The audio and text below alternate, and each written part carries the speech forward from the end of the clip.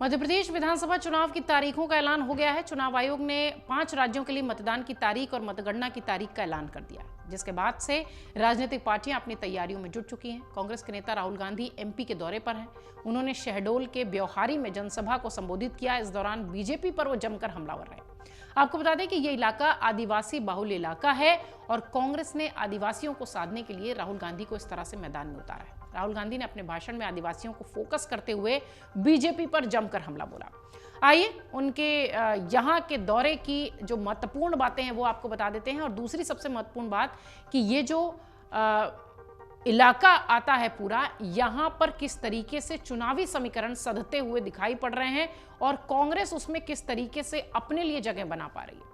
राहुल गांधी के भाषण की बात करें तो राहुल गांधी ने यहां अपने भाषण में सबसे पहले मध्य प्रदेश का भ्रष्टाचार का मुद्दा उठाया। उन्होंने लाल कृष्ण आडवाणी की किताब तक का जिक्र अपने संबोधन में किया।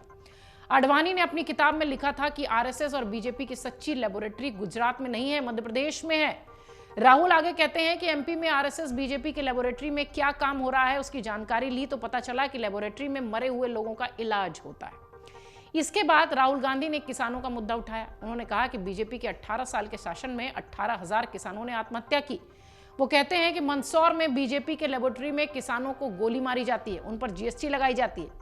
राहुल ने कहा कि हिंदुस्तान के किसी प्रदेश में मरे हुए लोगों का इलाज नहीं होता, लेकिन मध्य प्रदेश में मरे हुए लोगों का इलाज हो जाता है। इसके बाद उन्होंने महाकाल लोक का जिक्र किया। उन्होंने कहा कि कहीं शिव से चोरी नहीं होती, लेकिन एमपी में शिव से भी चोरी होती है।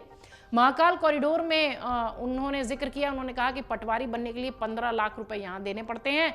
राहुल गांधी ने अपने भाषण में मध्य प्रदेश में महिलाओं पर हो रहे अपराध और अत्याचार का भी जिक्र किया। पूरे चुनावी मोड में राहुल गांधी नजर आए। उन्होंने कहा कि बीजेपी के लेबोरेटरी में हर रोज 8 महिलाओं का रेप मध्य प्रदेश में होता है।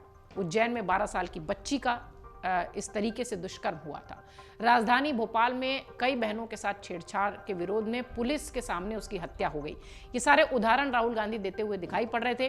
उन्होंने बीजेपी पर हमला बोलते हुए कहा कि बीजेपी की लेबोरेटरी में आदिवासियों के ऊपर पेशाब बीजेपी के नेता करते हैं। बीजेपी के लेबोरेटरी में यही होता है। राहुल गांधी ने आदिवासियों पर बीजेपी नेता के पेशाब करने का जिक्र करके 2 बार ये याद दिलाया कि इस तरह की चीजें यहां हुई थी। ब्यौहारी में राहुल गांधी ने अपने भाषण में वनवासी और आदिवासियों में अंतर भी बताया। उन्होंने कहा कि कांग्रेस आप लोगों के लिए आदिवासी शब्द का इस्तेमाल करती है, जबकि बीजेपी वनवासी।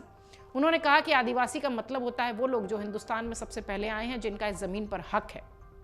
राहुल ने वनवासी का मतलब बताया कि आप लोग जंगल में ही रहो, वहीं जियो, वहीं मरो। आपके बच्चे डॉक्टर इंजीनियर नहीं बन पाएंगे, ऐसी कोशिश की जा रही है।